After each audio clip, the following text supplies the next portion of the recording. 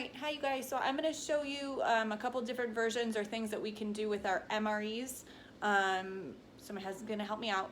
So we're going to do just a basic concentric first.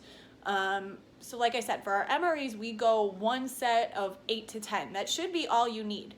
Your patient theoretically should be giving their maximal effort. That one set of 10 should be all that you need for that. They should be very fatigued. Okay, again, different parts of my range, I'm feeling how much my patient is giving me, so I can vary up my resistance.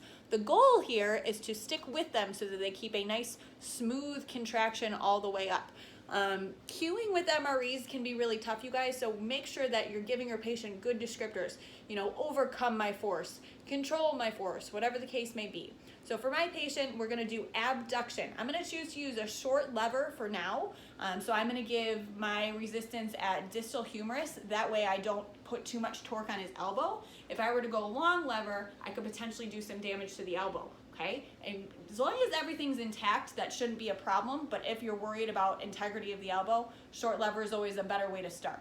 Okay, so if he's going to come up into abduction, I'm going to apply my resistance distal humerus on top as if I'm trying to get him to push into adduction. Okay, so he's going to count to 8 seconds as he goes up through his range. I'm going to tell my patient, I want it to take you 8 seconds to get to the top. I'm going to be fighting against you, but I want you to push through me. Okay, I want you to push through me. So you're going to count to 8 as we go to the top here. I'm going to stabilize here right above humerus, okay? And go ahead and push up into me like you're flying. Count to 8. 2, 3, push, 4, push. Good. 5, 6, good, 7, good. 8. Good. So through that range, you guys, I'm varying up my resistance. We're usually a little bit weaker at the beginning of our range and at the end of the range. So I'm going to back off a little bit in those times. If I want to then go into an eccentric contraction, my resistance placement does not change. That's going to make sure that middle delta is still doing the work. So then in order for me to go into eccentric, I'm going to tell him to control my resistance. Don't let me push you. Make it a smooth, controlled contraction. So now he's going to count to 8 going down. Go ahead and count to 8. 1, 2, control me. 3, good. Smooth. 4, 5, 6, smooth. 7, 8. Okay? So that's going to be 1 repetition. I performed concentric on the way up and eccentric on the way down.